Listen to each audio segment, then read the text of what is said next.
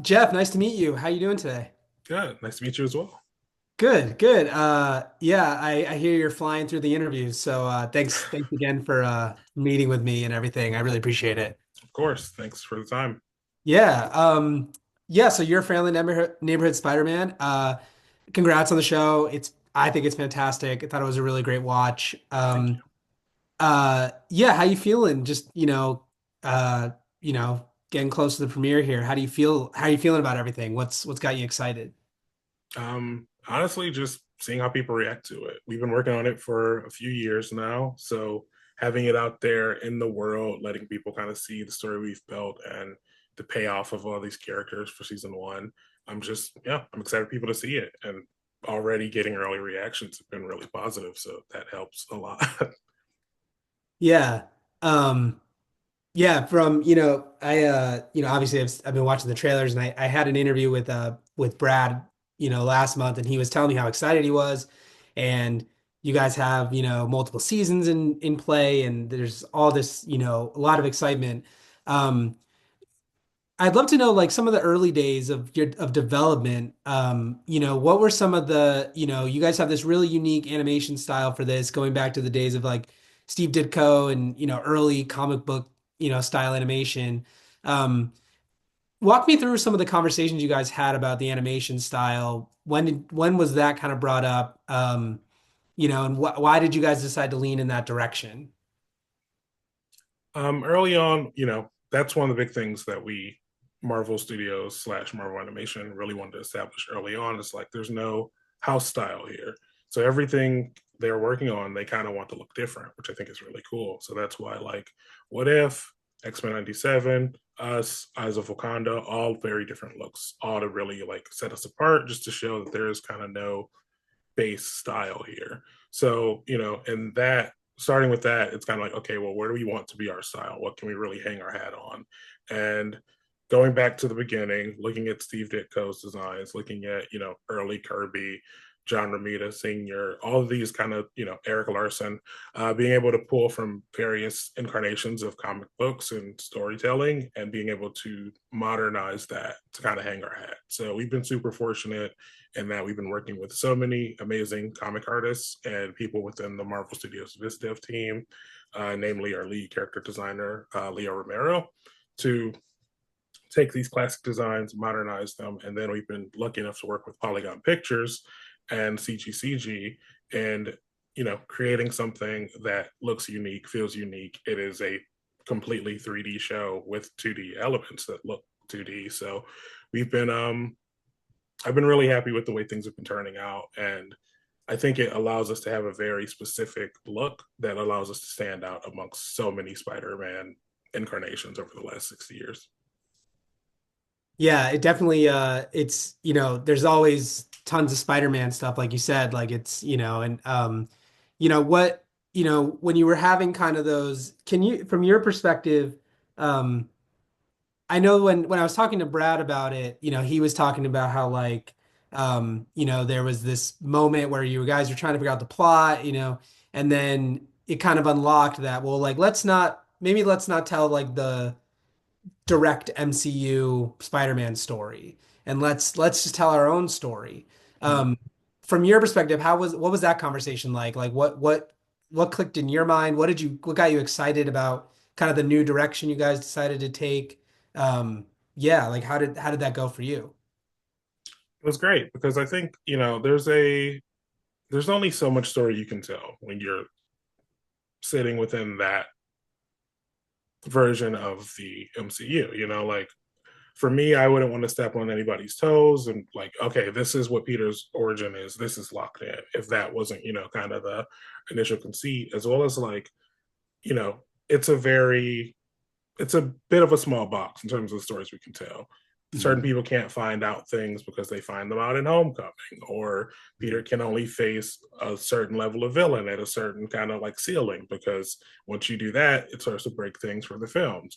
So just already being like, okay, this is our version, this is where we deviate, this is how things line up, but things are still different.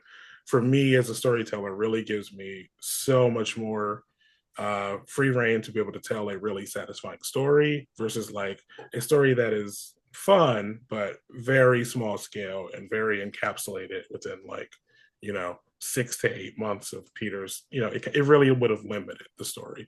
Versus now I feel like, the sky's the limit. We can go to so many different places and use so many fun characters that we just wouldn't have been able to. Yeah, and is that do you connect because like other directors for different animated shows have said, if you're doing this in animation, you can really like go all over the place. And so it's interesting because this show has a comic book style animation, looks very much like a comic book. And then you guys also dip into like Scorpion, Doc Ock, tease the Green Goblin, you have symbiotes. Like, did you feel like that was the case with this animation style in the direction you went that you could just like anything was on the table? Yeah, honestly, like I think that's been the great thing too, is like we've been not only excited to kind of push where we can go, but also support it to push where we can go. So, early conversations might have been like, oh, should we hold off on introducing this thing? Or should we, I think there's a propensity to like, okay, boom, this needs to happen by episode 6, or we need to see this guy do this thing. And I'm very much of like, I'm a big fan of kind of slow burning. I don't want to like, boom, third episode, here's Green Goblin, like that Right. feels so quick and so rushed. I want us to kind of like build out the world. And in a lot of ways, for me, I would say season one is exactly that. It's us building out the world, getting you invested in those characters, and kind of setting the board for what comes next in a lot of ways. So I've been looking at it as like if season one is us setting the board, season two is us playing the game. And I know that that is innate. Like that sounds really to me that sounds really exciting, but also I know that like someone's like, oh, setting the board, that sounds boring. No, we're setting the board with all these pieces in a lot of fun ways that I'm really excited to dig into. And I think that like if you're a fan of season one, you're gonna love where we're going. So honestly, it's a lot of like getting it up on its feet and then just kind of going for more. That's cool. Yeah, because it definitely seemed like when you guys introduced like the idea of like Tombstone, and it was like, oh, that's like an interesting path it could go. And it seems like you guys definitely put on like all these different, lines that you could follow. Mm-hmm. While it seems like I guess this might be my last question. So, you also the show, while it is going in all these different directions and everything, you do have little like nods and winks to what's going on in like the traditional MCU story, like the Civil War event. Um, so is that like also a suggestion that things like, what happens in like Infinity War or stuff that's like happening now in the multiverse saga, like those might be playing in at the same time. Like we might see those moments and you're building your own world at the same time. Like they're going to kind of live together. Is that how that'll work? I would say that I think that allows us to do certain things. So yeah, I would say like as we're another universe. There's a bit of a butterfly effect, and things may change, but in the background, those things are still happening. Whether that'll be a one for one, whether I think already certain things might not align. That'll become really evident as people watch the show. But just having that as a backdrop to kind of set us up with like, okay, this is where we are in time now. Who's to say what happens 7 months from now, if certain things that were on that avenue didn't also kind of like zig when they were going to zag, as so to speak. But I would say that also means, I'm not saying no. So that allows us to really like, as we're building out, consider like, okay, this thing should be happening here. Is this something that's interesting for our world to kind of tackle, our friendly neighborhood world? Or is this more of like a big grand scale thing that feels a little too big to tackle for the characters that we are really invested in? So it gives us a lot of options for sure. I'm not going to lock into one or the other right now, but it's cool to have that option. Cool. Awesome. Well, thanks again, Jeff. It looks like I got a wrap, but thanks again. Great show. Congrats. And Thank you. yeah, hopefully talk again in the future. Can't wait. Thanks so much.